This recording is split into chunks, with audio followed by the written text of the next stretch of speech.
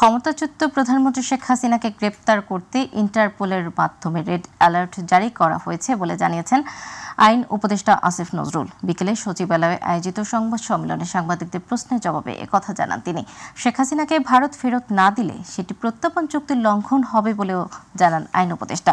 ফেব্রুয়ারির মধ্যে ২৫০০ গায়েবী ও রাজনৈতিক হয়রানিমূলক মামলা প্রত্যাহারের ঘোষণাও দেন আসিফ নজরুল। আরও জানাচ্ছেন রাকিব হাসান।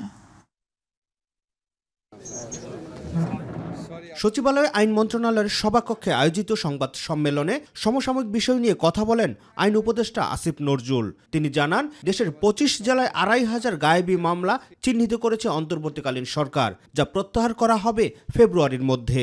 আমরা সাইবার আইনের অধীনে যে স্পিচ অফেন্স আছে সেই মামলাগুলো প্রত্যাহারের উদ্যোগ অলরেডি গ্রহণ করেছি। আমরা ইতিমধ্যে ২৫টি জেলায় ২৫০০-এর বেশি মামলাকে গায়েবী মামলা হিসাবে আইডেন্টিফাই করতে পেরেছি। আগামী ৭ দিনের মধ্যে মামলাগুলো প্রত্যাহার করার উদ্যোগ নেওয়া হবে। আপনাদেরকে এটুকু শুধু বলতে চাই যে এই ২৫০০-এরও বেশি যে মামলা আছে, এখানে লক্ষ লক্ষ আসামি আছে এবং এটা এক্সস্টিভ নাম্বার না। আরও অনেক জেলাতে আরও অনেক মামলা আছে এবং ২৫টি জেলাতেও আরও মামলার খোঁজ খবর নেওয়া হচ্ছে। তো আমরা আশা করছি আমরা ফেব্রুয়ারির মধ্যে গায়েবী মামলা প্রত্যাহারের কাজ সম্পন্ন করতে পারব। উপদেষ্টা জানান, উচ্চ আদালতের স্বচ্ছ প্রক্রিয়া বিচারক নিয়োগে আইন করা হয়েছে। গঠন করা হয়েছে ৬ সদস্যের একটি supreme judicial appointment council. Supreme কোর্টে বিচারক নিয়োগ অধ্যাদেশ ২০২৫ আজকে গেজেট নোটিফিকেশন হয়েছে। একটা স্বচ্ছ এবং একটা জবাবদিহিমূলক প্রক্রিয়ার মাধ্যমে উচ্চ আদালতের বিচারকরা নিয়োগ হবেন। আমরা আশা করছি উচ্চ আদালতের পক্ষ থেকে উদ্যোগ গ্রহণ করা হলে আগামী ৩ মাসের মধ্যে আমরা হাইকোর্টে যে পরবর্তী নিয়োগ আছে সেখানে আমরা আগের যে কোনো আমলের চেয়ে একটা বেটার নিয়োগ প্রক্রিয়ার মাধ্যমে উচ্চ আদালতে বিচারক নিয়োগ দিতে পারবো। নির্বাচনের সাথে জুলাই আগস্টের বিচার কাজের কোনো বিরোধ নেই উল্লেখ করে বিচার কাজ দ্রুত করার জন্য প্রয়োজনে আন্তর্জাতিক অপরাধ ট্রাইব্যুনালের ২য় শাখা স্থাপন করা হবে বলেও জানান তিনি। নির্বাচনের সাথে বিচারের কোনো রকম বিরোধ নাই। বিচার প্রক্রিয়া অলরেডি শুরু হয়েছে, পূর্ণ গতিতে এই বিচার চলছে। বিচারের গতি নিয়ে আমরা যথেষ্ট সন্তুষ্ট। আমরা যদি বিচার আরও দ্রুত করতে হয়, আমাদের এমনও প্ল্যান আছে, আমরা আন্তর্জাতিক অপরাধ আদালতের ২য় শাখা, যেটা সেকেন্ড আরেকটা আদালত গঠন করব। শেখ হাসিনাকে দেশে ফেরত আনার বিষয়ে সাংবাদিকদের প্রশ্নের জবাবে আইন উপদেষ্টা জানান, এরই মধ্যে ইন্টারপোলের মাধ্যমে রেড অ্যালার্ট জারি করা হয়েছে। এটা আমরা প্রত্যর্পণের জন্য চিঠি লিখেছি। চিঠি লেখার পর ভারত যদি শেখ হাসিনাকে প্রত্যর্পণ না করে, তাহলে এটা বাংলাদেশের সাথে ভারতের যে প্রত্যর্পণ চুক্তি সেটা সুস্পষ্ট লঙ্ঘন হবে। সেটা আমরা সেই ব্যাপারে আমরা বিশ্ব সমাজে কি পদক্ষেপ নেব সেটা আমাদের পররাষ্ট্র মন্ত্রণালয়ের মাধ্যমে ঠিক করা হবে। আর হচ্ছে আমরা রেড অ্যালার্ট জারি করা হয়েছে ইন্টারপোলের মাধ্যমে। রাকিব হাসান, মাইটিভি, ঢাকা। স্পেসিফিক তথ্য। নির্বাচন সংস্কার কমিশনের প্রধান ডক্টর বদিউল আলম মজুমদার বলেছেন, যারা আন্দোলনে ছাত্র জনতাকে খুনের মতো গুরুতর অপরাধ করেছে, জনগণ চায় না তারা ক্ষমতায় আসুক। বলেন, আন্তর্জাতিক অপরাধ ট্রাইব্যুনাল বা বিচারিক আদালতে দোষী সাব্যস্ত হয়েছে এমন কেউ যেন নির্বাচনে অংশ নিতে না পারে সেই সুপারিশ করা হয়েছে। সকালে নির্বাচন কমিশনে RFED টকে কথা বলেন ডক্টর বদিউল আলম মজুমদার। তিনি বলেন, নির্বাচনী অঙ্গনকে দুর্বৃত্তমুক্ত ও পরিচ্ছন্ন রাখার সুপারিশ করা হয়েছে। আবু সাইদ রিপোর্ট। নির্বাচন সম্পর্কে শুধু জুলাই আগস্টের আন্দোলনে নির্বিচারে হত্যা করা হয়েছে প্রায় ১৫০০-এরও বেশি মানুষকে, আর আহত হয়েছে কয়েক হাজার। তার আগে বিগত ১৬ বছরে গুম, খুন ও বিচার বহির্ভূত হত্যাকাণ্ড। আগামী নির্বাচনে আওয়ামী লীগ অংশ নিতে পারবে কিনা সে প্রশ্ন এখন জনমনে।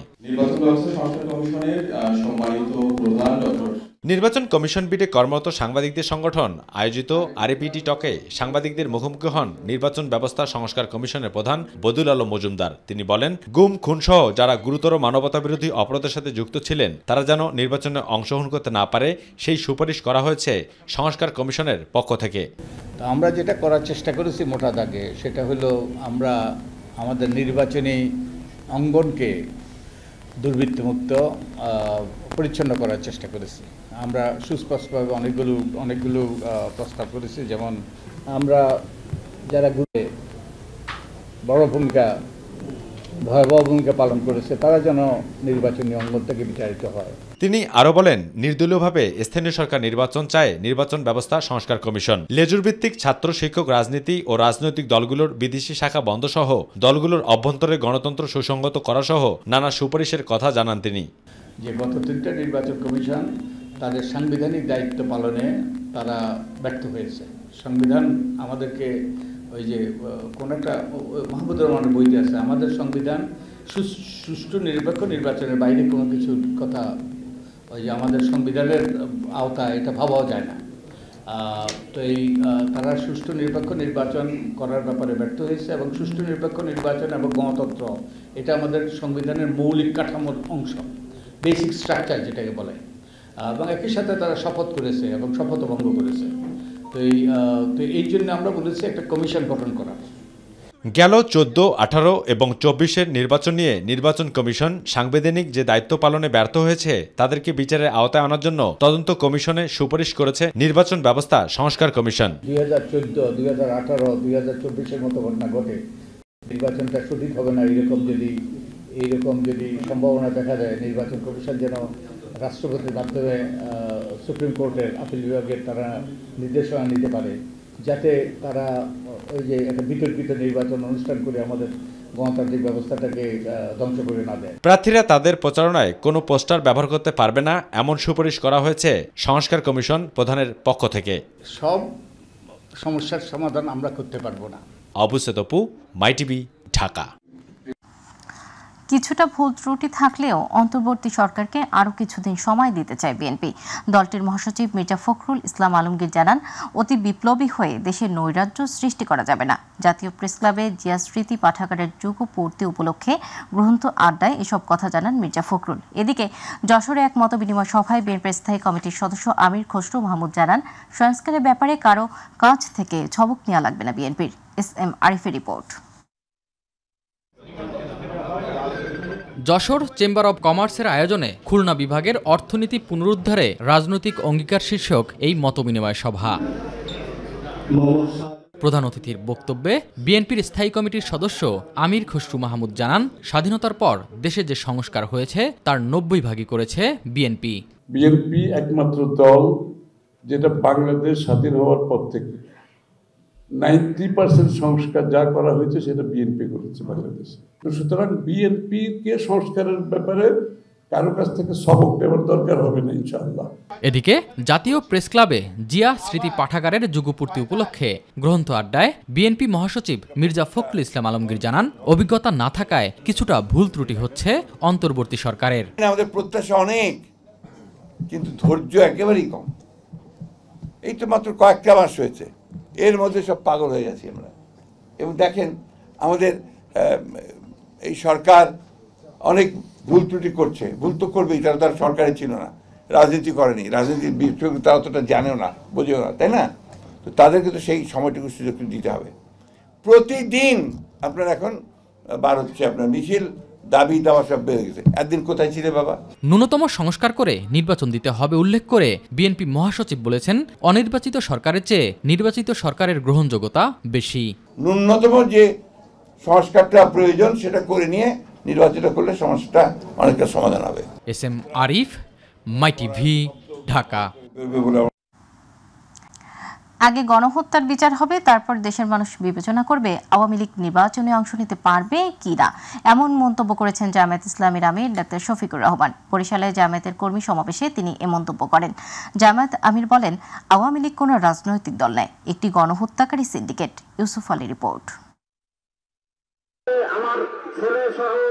দীর্ঘ 2 যুগেরও বেশি সময় পরে বরিশালের হেমায়েতউদ্দিন ঈদগাহ ময়দানে কর্মী সমাবেশের আয়োজন করে জেলা জামাতে ইসলামী। সমাবেশে জামায়াতের আমির ডাক্তার শফিকুর রহমান বলেন, আওয়ামী লীগ রাজনীতির নামে যে অপকর্ম করেছে তার বিচার হতে হবে, তা না হলে আওয়ামী লীগ আবারও বেপরোয়া হয়ে উঠবে। এখন কেউ কেউ আমাদের কাছে জানতে চান, আগামীতে সুষ্ঠু নির্বাচন হলে ওই গণহত্যাকারী দল বাংলাদেশের নির্বাচনে অংশগ্রহণ করতে পারবে কি? আমরা বলি আগে গণহত্যার বিচারটা হোক, ক্ষতিগ্রস্ত লোকেরা আগে তাদের ইনসাফটা পাক, তারপরে তারাই রায় দিবে যে ওনারা এই দেশে রাজনীতি করার অধিকার রাখেন। রাজনীতির নাম যদি গণহত্যা হয় তাহলে এমন দল বাংলাদেশের জনগণ বরদাস্ত করবে না। রাজনীতির নাম যদি জনকল্যাণ হয় তাহলে জনগণ যাকে পছন্দ করবে তাকে বরণ করে। বিগত সরকারের আমলে জামাতে ইসলামের নেতাকর্মীদের উপর নির্যাতনের চিত্র তুলে ধরে তিনি বলেন, সাহস থাকলে আওয়ামী লীগ নিজেদের নির্দোষ প্রমাণ করবে। সবচেয়ে বেশি কষ্ট দেওয়া হয়েছে জামাত ইসলাম, একে একে নেতৃবৃন্দকে ফাঁসি দেওয়া হয়েছে।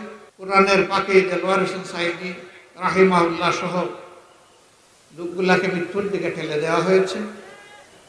অসংখ্য লোককে গুম করা হয়েছে, পঙ্গু করা হয়েছে, গোয়ার বাড়ি বিধ্বস্ত করা হয়েছে।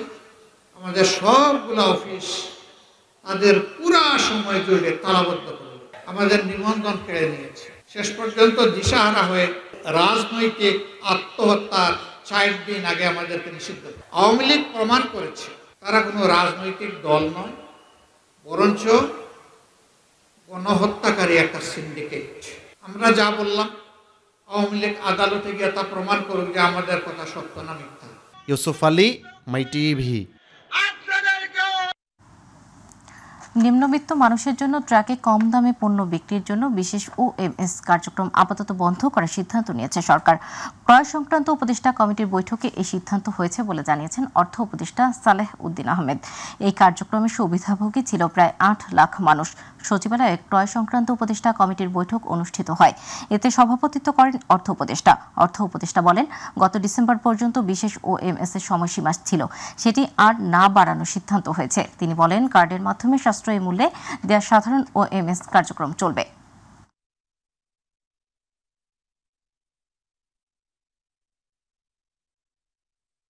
ওএনএসএসটা আপনারা জানেন, আমরা খুব ইমার্জেন্সি বেসিসে এটা আমরা করেছিলাম। ওটাতে স্পেশাল টাকাও দেওয়া হয়েছে।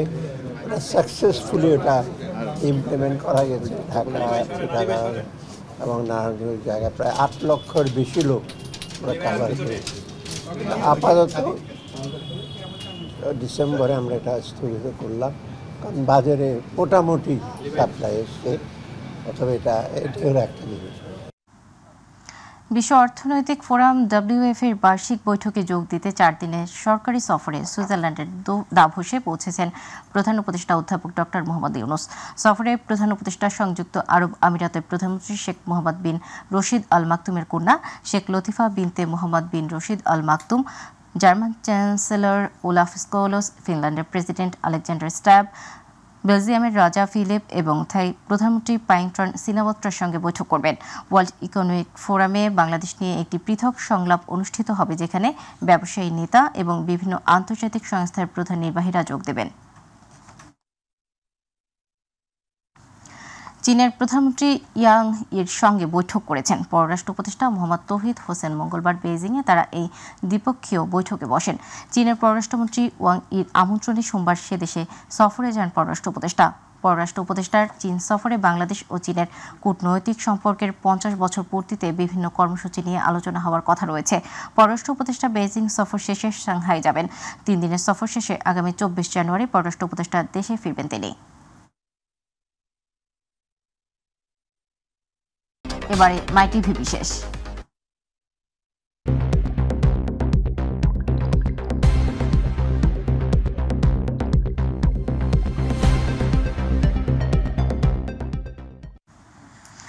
রাজধানীতে বেড়েই চলছে ছিনতাই, আতঙ্কে দিন কাটছে নগরবাসীর। আইন শৃঙ্খলা বাহিনী অতীতের মতো সোচ্চার না থাকায় ছিনতাই বাড়ছে বলে মন্তব্য করেছেন অপরাধ বিশেষজ্ঞরা। আর পুলিশ বলছে ছিনতাই বন্ধে নানা উদ্যোগ নেওয়া হয়েছে। দেশের প্রেক্ষাপট পরিবর্তনের পর থেকে পুলিশের হিসেবে প্রতি মাসে 2 থেকে 3 গুণ হারে ছিনতাই বেড়েই চলছে। পরিস্থিতি নিয়ন্ত্রণে সমন্বিত উদ্যোগের তাগিদ দিয়েছেন বিশ্লেষকরা। সাইদুর রহমান আবিরের রিপোর্ট। সরকার পরিবর্তনের পরে নতুন সরকারের সামনে যেসব বিষয় চ্যালেঞ্জ হিসেবে আসে তার মধ্যে অন্যতম ছিল আইন শৃঙ্খলা রক্ষা। ছাত্র জনতার গণ-অভ্যুত্থানের পর পুলিশের কঠোর অবস্থান না থাকায় এর সুযোগ নিয়ে তখনই শুরু হয় চুরি, ছিনতাই এবং ডাকাতির মতো ঘটনা। বড় ধরনের ডাকাতি সময়ের সাথে সাথে নিয়ন্ত্রণ করা গেলেও বাড়ছে ছিনতাইয়ের মতো ঘটনা। এর ফলে দিনে দুপুরে রাজধানীতে ছিনতাইয়ের শিকার হচ্ছেন সাধারণ মানুষ। সিসিটিভির এসব ফুটেজগুলো প্রমাণ করে দেয় কতটা বেপরোয়া ও মারমুখী ছিনতাইকারীরা। আইন শৃঙ্খলা পরিস্থিতি স্বাভাবিক করার প্রশ্নে যতটুকু ঘাটতি আছে সেই ঘাটতিটুকুকেই অপরাধীরা পুঁজি করে নানা ধরনের অপরাধ করছে। এই অপরাধকে দমন করা অথবা এটাকে নিয়ন্ত্রণ করার প্রশ্নে আইন শৃঙ্খলা বাহিনী আগে যে সোচ্চারভাবে ভূমিকা রেখেছে সেই সোচ্চারতা আমরা এখন লক্ষ্য করছি না। এমন পরিস্থিতিতে প্রয়োজনীয় কি উদ্যোগ নিয়েছে ঢাকা মেট্রোপলিটন পুলিশ তা জানতে কথা হয় ডিএমপির এই কর্মকর্তার সাথে। দাবি করেন নিয়ন্ত্রণে আসা শুরু করছে ছিনতাইয়ের ঘটনা। যারা বিভিন্ন এলাকার চিহ্নিত ছিনতাইকারী তাদেরকে গ্রেফতারের মাধ্যমে আইনের আওতায় নিয়ে আসা। এর বাইরে আমরা ছিনতাই প্রতিরোধের জন্য আমাদের যে নিয়মিত টহল কার্যক্রম ছিল সেটাকে আরো জোরদার করেছি। আমরা বিভিন্ন গুরুত্বপূর্ণ স্থানে চেকপোস্ট বসিয়েছি এবং গোয়েন্দা নজরদারি বৃদ্ধি করেছি। যারা বিভিন্ন পেশাদার ছিনতাইকারী ছিল, এই সংশ্লিষ্ট কাজে যারা দীর্ঘদিন ধরে জড়িত ছিল তাদেরকে আইনের আওতায় নিয়ে আসছে। ছিনতাই বন্ধ করার পাশাপাশি সমন্বিত উদ্যোগের পরামর্শ দেন অপরাধ বিশ্লেষকরা। সহমত পুলিশের। গেলে শুধু আইন শৃঙ্খলা বাহিনীর একার পক্ষে এটাকে নিয়ন্ত্রণ করা সম্ভব হবে না। সেক্ষেত্রে ক্লিন ইমেজের যে সমস্ত নেতা কর্মীরা আছেন এদেরকে সম্পৃক্ত করার চেষ্টা করতে হবে। আমাদের এলাকাগুলোতে যে সামাজিক এবং সাংস্কৃতিক যে সংগঠনগুলো আছে একটা কণ্ঠস্বর তৈরি করা, যার মধ্য দিয়ে এই চুরি ছিনতাইয়ের সাথে যারা জড়িত এদের মধ্যে একটা সতর্ক অবস্থা তৈরি হয়। চুরি ছিনতাই যারা করেন তার অর্থের ভোগটা তারাই করেন, ব্যাপারটি এরকম নেই, পেছনের পৃষ্ঠপোষক আছে, তাদেরকে সহযোগিতা করেন এবং এই অভিযোগ যাদের বিরুদ্ধে আছে তাদের বিরুদ্ধে আইনগত ব্যবস্থা গ্রহণ করতে না পারলে মানে দৃষ্টান্তমূলক সাজার ব্যবস্থা রেখে প্রতিরোধ কর্মসূচি যখন জোরালো হবে তখন এটাকে অনেকটাই নিয়ন্ত্রণ করা সম্ভব। এই ট্রেন্ডটা যদি অব্যাহত থাকে, যারা পেশাগত ছিনতাইকারী রয়েছে তারা কোনোভাবেই এসব কাজে জড়িত হওয়ার সুযোগ পাবে না। আমরা চেষ্টা করছি একটা সামগ্রিক ব্যবস্থাপনার মাধ্যমে ছিনতাই বা এরকম অপরাধ সমূহ কমিয়ে আনা এবং নিয়ন্ত্রণে রাখার জন্য। সেপ্টেম্বর থেকে খুব বেপরোয়া গতিতে বাড়তে থাকে ছিনতাই। খুব দ্রুত এমন পরিস্থিতির অবসান ঘটবে এবং স্বস্তি পাবে নগরবাসী। আশ্বাস আইন শৃঙ্খলা বাহিনীর। অক্টোবর মাসে 98 জন ছিনতাইকারীকে আমরা গ্রেপ্তার করতে সক্ষম হই। নভেম্বর মাসে সেটা 148 জন ছিল।